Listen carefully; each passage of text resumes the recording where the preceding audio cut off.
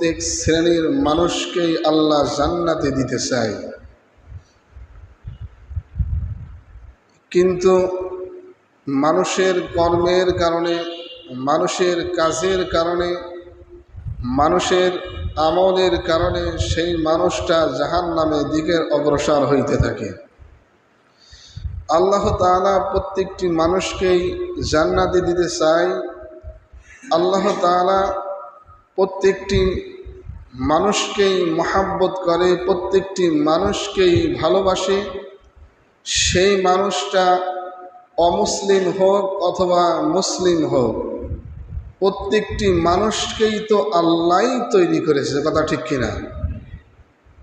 আল্লাহ তাআলা বলেন যে আমি অন্য অন্য জীব জন্তু জানোয়ার এগুলো সৃষ্টি করার সময় শুধু বলেছিলাম কুন ফায়াকুন,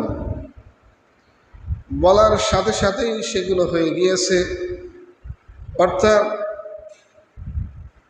একটা শুকনা মরুভূমিতে, একটা জমিনের উপরে যেখানে গাছ হওয়ার কথা ছিল না, সেখানেও একটা গাছ আল্লাহ তৈরি করে দেয়। মানুষ কল্পনাও করতে পারে নাই যে এখানে একটা গাছ হবে। আল্লাহ তাআলা বলেন যে আমি কুন ফায়াকুনের মাধ্যমে ওই সৃষ্টিটা তৈরি করেছি, ওই জড় বস্তুটা তৈরি করেছি।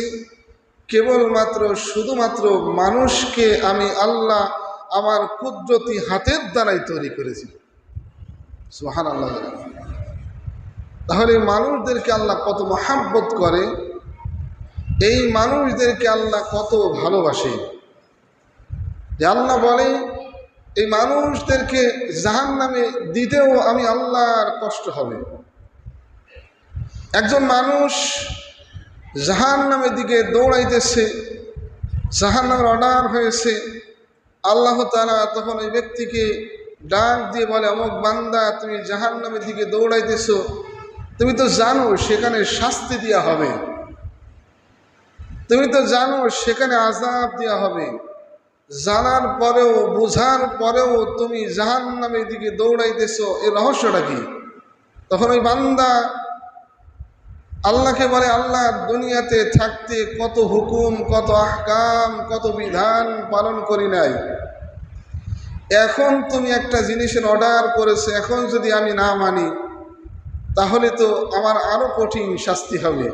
আমি শাস্তির দিকে তাকাই নাই, আমি আযাবের দিকে তাকাই নাই, আমি কেবলমাত্র তোমার হুকুমের দিকে তাকাই দৌড়াইতেছি।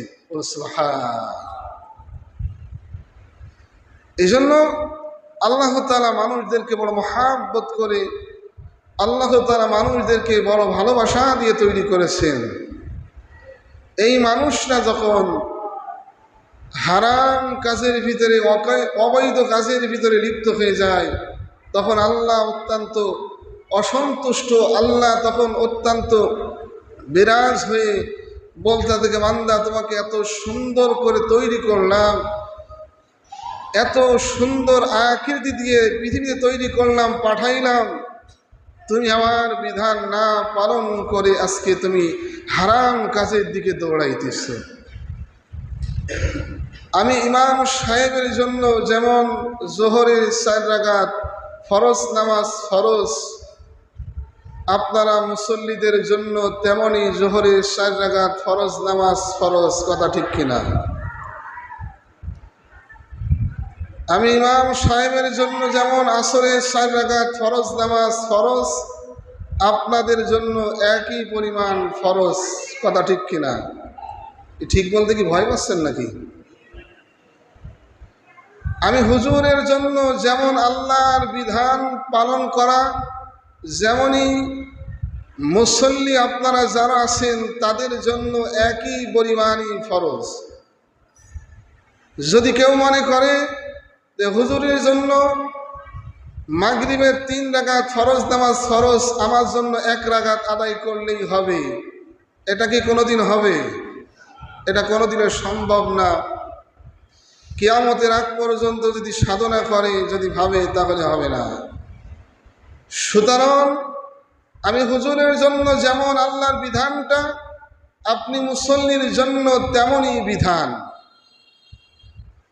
কেউ যদি সুদ খায়, কেউ যদি ঘুষ খায়, কেউ যদি কিস্তির টাকা উঠায়, ওই ব্যক্তির জন্য যেমন গুনাহ, আমি ইমাম সাহেব যদি সুদের সাথে জড়িত থাকি, আমি ইমাম সাহেবের তেমনই গুনাহ হবে। কথা ঠিক কিনা? বিধান সবার জন্য একই রকম, আল্লাহর হুকুম আহকাম সবার জন্য একই রকম, বিন্দু পরিমাণও কমতি নাই। আমি যদি মনে করি যে হুজুরের জন্যই নামাজ, হুজুরের জন্যই রোজা, হুজুরের জন্যই আল্লাহর বিধান, আমার জন্য মানে একটু ছাড়ছুড় আছে, মরে দেখেন ফেরেশতারা এমন পিটানো পিটাবে, পিটা একের হাগায় ফেলবে। কথা ঠিক কিনা? প্রত্যেকের জন্য আল্লাহর বিধান একই বরাবর।